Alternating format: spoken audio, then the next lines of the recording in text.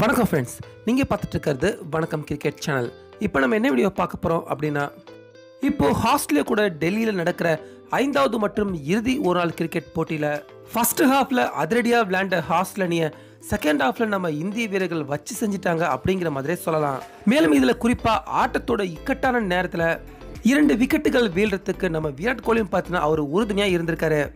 அதாவது toss ஜெயிச்சிருந்த Australia முதல்ல அவங்க பேட்டிங் பண்ண முடிவு செஞ்சதால ஆரம்பத்திலிருந்தே ஆஸ்திரேலியா அவங்க ரொம்பவே அதிரடியான ஆட்டத்தை தான் வெளிப்படுத்தினாங்க. இப்படி இருக்க ஆட்டத்தோட 36வது ஓவர் வரைக்கும் பார்த்தீங்கன்னா ஆட்டத்தை தன் வசம் தான் ஆஸ்திரேலியா அவங்க வச்சிட்டு இருந்தாங்க.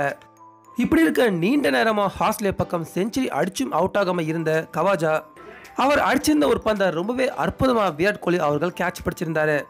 இப்படி இருக்க அதுக்கு அடுத்த ஓவர்லேயே பார்த்தீங்கன்னா அதே மாதிரியான ஒரு ஷாட்டுக்கு அதே மாதிரியான ஒரு கேட்சையும் விராட் கோலி பிடிச்சி ஆட்டத்தோட போக்கையே அவர் மாற்றிருந்தாரு.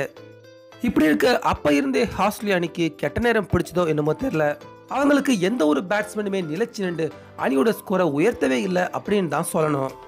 இப்படி இருக்க ஆரம்பத்திலிருந்தே இந்திய அணி பக்கம் எந்த ஒரு பவுலருக்குமே சிறப்பா பந்து வீசல அப்படின்னாலும் பும்ரா மட்டும் பார்த்தீங்கன்னா தொடர்ந்து அவர் அற்புதமா பந்து வீசி ஆஸ்திரேலியா அணிக்கு தொடர்ந்து அவர் பிரஷர்களை உருவாக்கிக்கிட்டே இருந்தாரு.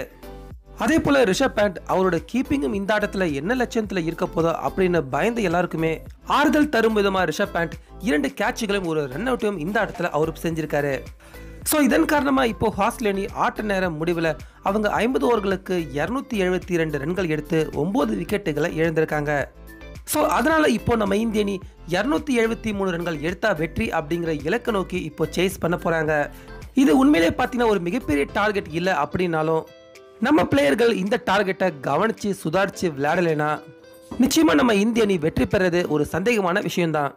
ஸோ ஃப்ரெண்ட்ஸ், இப்போ நம்ம இந்திய அணி ஆஸ்திரேலியாவை 272 ரன்களுக்கு சுருட்டினதை பற்றியும் அதே போல் இந்த டார்கெட்டை நம்ம இந்திய அணி கஷ்டப்பட்டு எடுப்பாங்களா இல்லை சுலபமாக எடுப்பாங்களா, இப்போ இதை பற்றின உங்களுடைய கருத்துக்களை மறக்காம நம்ம கமெண்ட் பாக்ஸில் பதிவு பண்ணுங்க.